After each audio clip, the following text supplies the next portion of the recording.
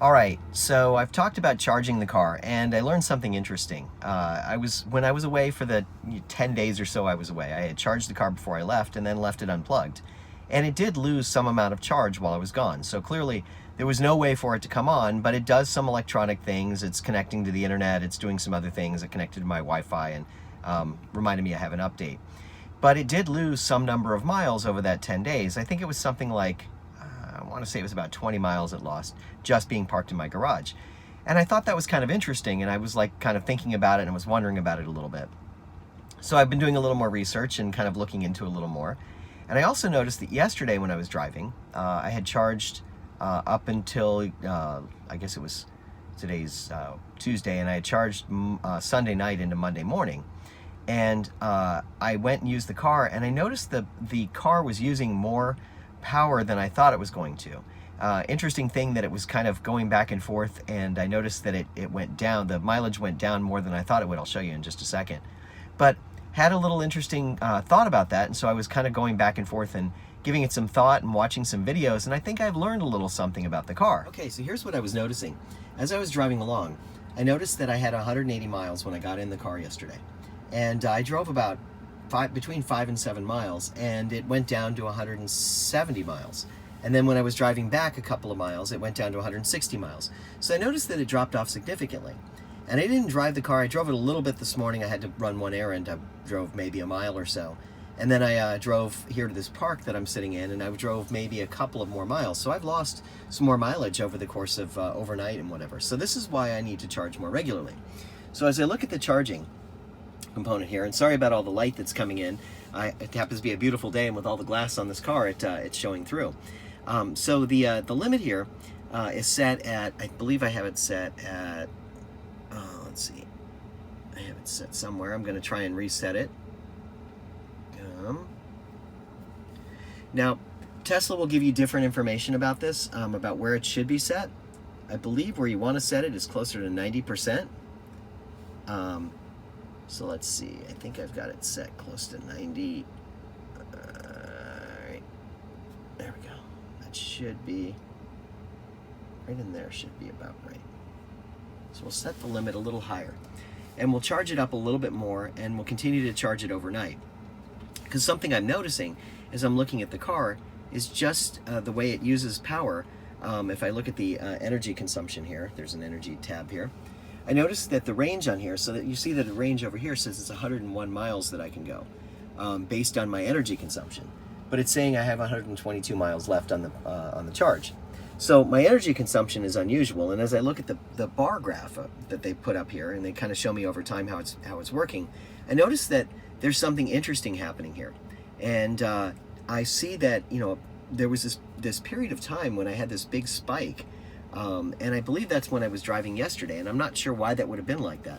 So I'm going to try charging it more and being a little more efficient with it and see if I can make it work a little better.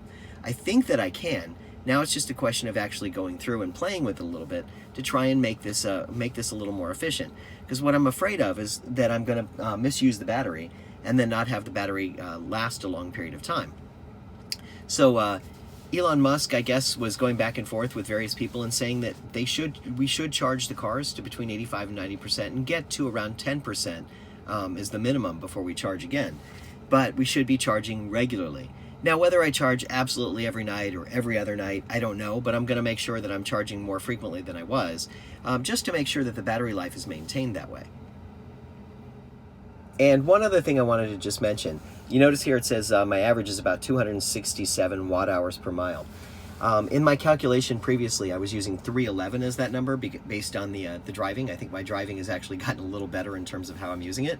And I did notice that because of this power consumption and the power loss I'm having, the number is higher than it should be. So 267 seems a little closer to where I think it should be. It should probably be even lower. But if I do the calculation for the MPGE, I should be able to use 267 as the number instead of 311, and then I would get to an MPGE of over 80 miles per gallon estimated. So I'm getting closer to where I want to be. I want to get closer to that 100. I think that's the kind of the standard there. But just to give you perspective, I can see that the number has changed. It was 311 in my calculation in my last video, but I see that the number is actually changing and going down a little bit. So that's a good thing.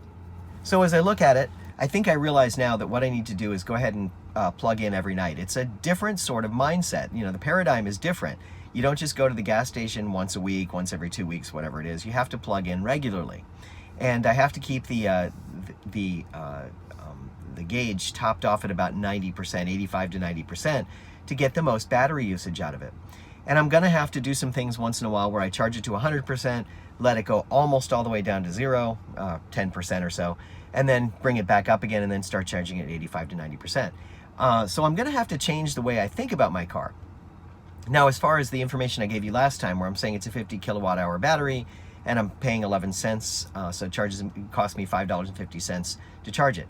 That doesn't change. What changes is just how often I charge it. So instead of spending, you know, $5.50 or $4 or whatever it's going to be to charge it, each time I charge it, it's going to cost me 80 cents, 90 cents, something like that. And it'll work up to that $5.50 over the course of the recharges. So the monthly charge for me should still remain about the same at about 30 bucks. It'll just be charging more often because I've got to plug it in more or less every night to keep the battery active. And this is the problem with batteries. Lithium-ion batteries need to be charged and discharged regularly in order to maintain their integrity. So I've got to change the way I think about this, and that's okay. It gives me a different way of kind of thinking about the whole process and how I charge it and what I do with it. It's a paradigm shift. As I told you in my last video, there's a paradigm shift that's happening here that I have to go through to change the way I think about my car and the way I think about charging.